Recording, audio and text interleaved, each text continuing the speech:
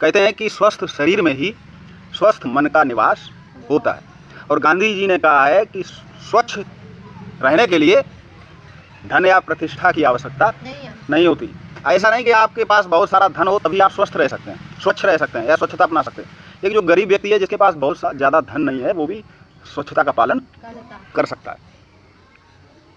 और ना ही कोई प्रतिष्ठा की आवश्यकता है कि आप गांव के कोई बहुत बड़े व्यक्ति हो, मुअज्जिज व्यक्ति हो, प्रधान हो, या आपकी सभी लोग बात मानो तभी आप स्वच्छता का पालन करें या स्वच्छता से रह सकते हैं।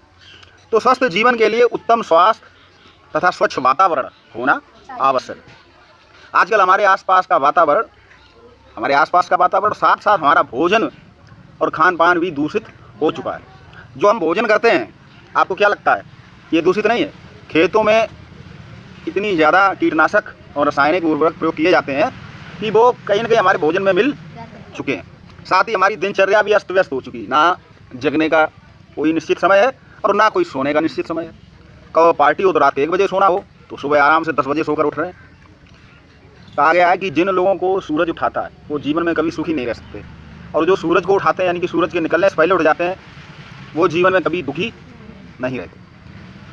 इसका सीधा प्रभाव हमारे स्वास्थ्य पर पड़ रहा है। इस कारण हमारा शरीर विभिन्न प्रकार के रोगों से, आजकल देखो तो किसी न किसी को कोई ना कोई बीमारी है ही।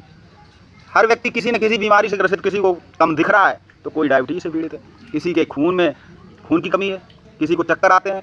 छोटी मोटी बीमारियां आज के समय में सभी को हो चुकी हैं। उसका कारण यही है कि हम ना तो एक दैनिक दिनचर्या का पालन कर रहे हैं और ना स्वच्छता का पालन कर रहे हैं।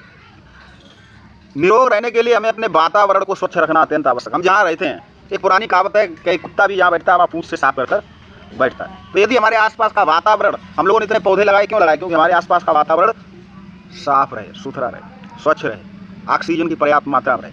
वर्तमान में दूषित जल, पानी जो पी रहे हैं वो भी दूषित है, दूषित भोज्य पदार्थ जो खा रहे खाना वो भी दूषित है, तथा खेती में रसायनों एवं कीटनाशकों का अंधाधुंध, आज के समय आप किसान ये सोचता है कि ज़्यादा से ज़्यादा पैदावारी हो और उसके लिए वो ज़्यादा से ज़्यादा कीटनाशकों का उपयोग करता है। और लौकी में तो कहते हैं इंजेक्शन भी लगा देता है कि लौकी बड़ी हो जाए तो अच्छे पैसे मिलेंगे।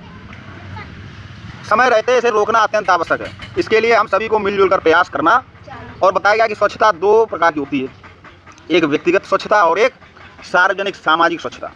स्वस्थ रहने के लिए हमें अपने शरीर की साफ सफाई करनी आवश्यक। बाल ठीक से कटे हों, नाखून हमारे ठीक से कटे हों, ये व्यक्तिगत स्वच्छता के अंतर्गत है। कपड़े हमारे बेशक पुराने हों लेकिन साफ सुथरे होने चाहिए। स्वस्थ रहने के लिए हमें अपने शरीर की साफ सफाई करनी आवश्यक है, व्यक्तिगत स्वच्छता कहलाती है। इसके अंतर्गत दैनिक किए जाने वाले क्रियाकलाप जैसे प्रतिदिन स्नान करना। अब नहाने के तो पैसे नहीं लगते, तो तुम भैंस को 1 घंटे नहला सकते हो तो क्या खुद नहीं थोड़ा नहा सकते हो? थोड़े पानी से नहाओ, जरूरी नहीं कि समर का पाइप लगा के जो घंटों नहाओ, 1 बाल्टी से नहाओ, लेकिन प्रतिदिन स्नान करना चाहिए। साथ ही भोजन के पहले और भोजन के बाद, इस समय आपका जो है स्वच्छता पखवाड़ा भी चल रहा है। भोजन करने से पहले भी और भोजन करने के बाद भी आपको अपने हाथों को धोना है, स्वच्छ कपड़े पहनना है, नियमित रूप से दांत साफ करना है। पेस्ट से करो, पेस्ट ना हो तो गाँव में तो नीम की दतून भी है, उससे साफ करो, लेकिन दांतों को जरूर स्वच्छ साफ करें। खाना खाने से पहले यानी सुबह उठने पर भी, और खाना खाने के बाद कुल्ला करें। बाल एवं नाखून की साफ सफाई आवश्यक है। तो व्यक्तिगत स्वच्छता के अंतर्गत बहुत सारी चीज़ें, जैसे नियमित शौच जाना, ठीक है, और शौच के बाद साबुन से हाथ धोना, प्रतिदिन दांत, मुख, चेहरा व जीभ की सफाई करना, प्रतिदिन स्नान करना, स्वच्छ कपड़े, नियमित जूते व चप्पल पहनना।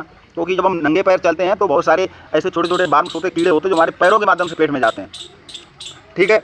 नियमित रूप से नाखून, बाल काटना, छींकते व खांसते समय मुंह पर रूमाल का प्रयोग करना, साफ पानी पीना एवं पीने के पानी का सही भंडारण करना, और शुद्ध भोजन स्वच्छ स्थान पर ग्रहण करना। जहाँ हम भोजन ग्रहण करें वहाँ का वातावरण भी स्वच्छ हो, क्योंकि जैसे हमने थाली रखी और पता लगा कि आसपास का वातावरण गंदा है तो वहाँ तो मक्खियाँ होंगी, वही मक्खियाँ आके हमारे भोजन में बैठेंगी, और वही जो मक्खियाँ अपने पैरों में गंदी चीज़ें चिपका के लाएंगी वो भोजन माध्यम से आपके पेट में पहुँचेंगी और आप कई सारी जैसे डायरिया है, बीमारी से ग्रसित हो जाएंगे। आसपास का वातावरण गंदा होगा, मच्छर पनपेंगे, वो आपके काटेंगे तो आपको जो है डेंगू और मलेरिया जैसी बीमारियाँ होंगी। शौच के बाद सफाई, शौच क्रिया के लिए सदैव शौचालय का प्रयोग करें। शौच में पानी के लिए साफ मग और डिब्बे का प्रयोग करें। शौच के लिए स्वच्छ पानी का प्रयोग करें। चप्पल पहनकर ही शौच के लिए जाना चाहिए और शौच के बाद साबुन से अच्छी तरह हाथ पैर धुलने चाहिए। तो ये व्यक्तिगत स्वच्छता, यानी अगर स्वच्छता के अंदर हम अगर व्यक्तिगत स्वच्छता, अपनी स्वच्छता की बात करें तो यही बातें हैं। और जब सार्वजनिक स्वच्छता की बात आती है तो कूड़ा कचरा खुले स्थान पर ना फेंकें, तालाबों जलाशय के पास ना फेंकें, रेलवे स्टेशन, विद्यालय, पार्क में ना फेंकें। अब पार्क में हम घूमने जाते हैं, बहुत सारे कुरमुरे चुरमुरे खरीद लेते हैं और खाकर रैपर वहीं फेंक देते हैं, जबकि वहाँ डस्टबिन रहता है तो वहाँ जाकर फेंको। विदेशों में कोई भी खाकर कोई भी चीज़ खुले स्थान पर नहीं फेंकता, अपनी जेब में रख लेता, अपने झोले में रख लेता। ट्रेन में खाएगा मूंगफली तो ऐसा नहीं खाई और खिड़की से फेंक दिया, वो अपने झोले में रख लेगा छिलके और पन्नी, और आकर घर पर डस्टबिन में ही फेंकेगा। अब नगर पालिका ने घर घर डोर टू डोर सर्विस देना शुरू किया है शहरों में। नीला और हरा, नीले में सूखा कचरा और हरे में गीला कचरा। गीला कचरा यानी ये सब्जियों के छिलके हैं, खाने पीने की चीज़ बची बचाई है, वो उसमें फेंकनी है। पॉलीथीन, प्लास्टिक की बनी वस्तुएं, रबर की बनी वस्तुएं, टूटे टायर, ये सब सूखे कचरे के अंतर्गत आते हैं। सरकार ने एक योजना चलाई क्लीन सिटी ग्रीन सिटी, इसी के तहत कि सूखे कचरे को नीले रंग में और गीले कचरे को हम हरे डिब्बे में डालें। इसके साथ ही कचरे का उपयोग, यदि ये कचरा निकलता है तो जो गीला कचरा है ये आया है 3R। पहले तो रीयूज करें, रिड्यूस करें, यानी कि हमको जो है कोई भी कचरा जो हमारा बचता है वेस्टेज, उसका अगर हम प्रयोग कर सकते हैं तो हम पहले प्रयोग कर लें।